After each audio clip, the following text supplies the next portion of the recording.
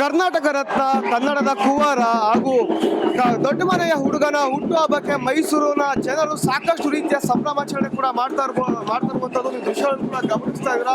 ಏನು ಪುನೀತ್ ರಾಜ್ಕುಮಾರ್ ಅವರ ಹುಟ್ಟುಹಬ್ಬದ ಪ್ರಯುಕ್ತವಾಗಿ ಮೈಸೂರಿನ ಗಾಯತ್ರಿ ಚಿತ್ರಮಂದಿರ ಈ ಒಂದು ಚಿತ್ರಮಂದಿರದಲ್ಲಿ ಅಪ್ಪು ಸಿನಿಮಾವನ್ನ ರಿಲೀಸ್ ಮಾಡ್ತಾ ಇದ್ದಾರೆ. ಇನ್ನ ಈ ಒಂದು ಸಿನಿಮಾ ಕಣ್ತುಂಬಿಕೊಳ್ಳಿಕ್ಕೆ ಅಪ್ಪು ಅಭಿಮಾನಿಗಳು, ಪರಮಾತ್ಮನ ಅಭಿಮಾನಿಗಳು ಈಗಾಗಲೇ ಚಿತ್ರಮಂದಿರದ ಮುಂದೆ ನಿಂತು ನಮ್ಮ ನೆಚ್ಚಿನ ನಟ ಏನಿದ್ದಾರೆ ಅಪ್ಪುವಿನ ಕಟೌಟ್ಗೆ ಹಾಲಿನ ಅಭಿಷೇಕ ಮಾಡುವ ಮುಖಾಂತರ ತಮ್ಮ ಪರಮಾತ್ಮನಿಗೆ ಅಭಿಮಾನಿಗಳು ಈಗಾಗಲೇ ಒಂದು ನಮನ ಕೂಡ ಸಲ್ಲಿಸ್ತಾ ಇರುವಂತದ್ದು.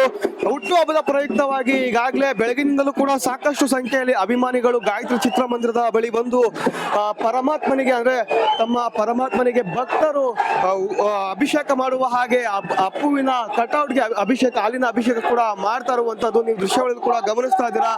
ಸರಿ ಸುಮಾರು 23 ವರ್ಷಗಳ ಬಳಿಕ ರಿಲೀಸ್ ಆಗ್ತಾ ಇದೆ. 23 ವರ್ಷಗಳ ಬಳಿಕ ತೆರೆಕಂಡಂತ ಅಂದ್ರೆ ರಿಲೀಸ್ ಆಗ್ತಿರುವಂತ ಸಿನಿಮಾಗೂ ಕೂಡ ಅವತ್ತು ಏನ್ ಕ್ರೇಜ್ ಇತ್ತೋ ಇವತ್ತಿಗೂ ಕೂಡ ಅದೇ ಕ್ರೇಜ್ ಅಭಿಮಾನಿಗಳಲ್ಲಿ ನಾವು ನೋಡ್ತಾ ಇರ್ಬೋದು. ಅಂದ್ರೆ ಕನ್ನಡದ ಬಾವುಟದಲ್ಲಿ ಕನ್ನಡದ ಹೆಮ್ಮೆಯ ಅಪ್ಪು ಏನಿದ್ದಾರೆ ಪುನೀತ್ ರಾಜ್ಕುಮಾರ್ ಅವರ ಭಾವಚಿತ್ರದೊಂದಿಗೆ ಕರ್ನಾಟಕದಾದ್ಯಂತ ಸಾಕಷ್ಟು ಅಭಿಮಾನಿಗಳನ್ನು ಕೂಡ ಹೊಂದಿದ್ದಾರೆ.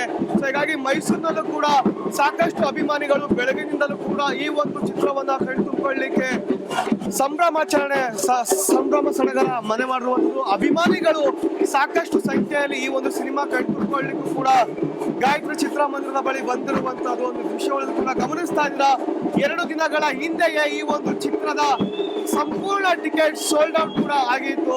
ಒಟ್ಟಾರೆ ಅಪ್ಪು ಅಭಿಮಾನಿಗಳು ಅಂದ್ರೆ ಪರಮಾತ್ಮನ ಭಕ್ತರು ಸಾಕಷ್ಟು ಸಂಖ್ಯೆಯಲ್ಲಿ ಗಾಯತ್ರಿ ಚಿತ್ರಮಂದಿರದಲ್ಲಿ ಸಿನಿಮಾ ನೋಡ್ಲಿಕ್ಕೆ ಅಂತೇಳಿ ಇಲ್ಲಿ ನೆರೆದಿದ್ದಾರೆ.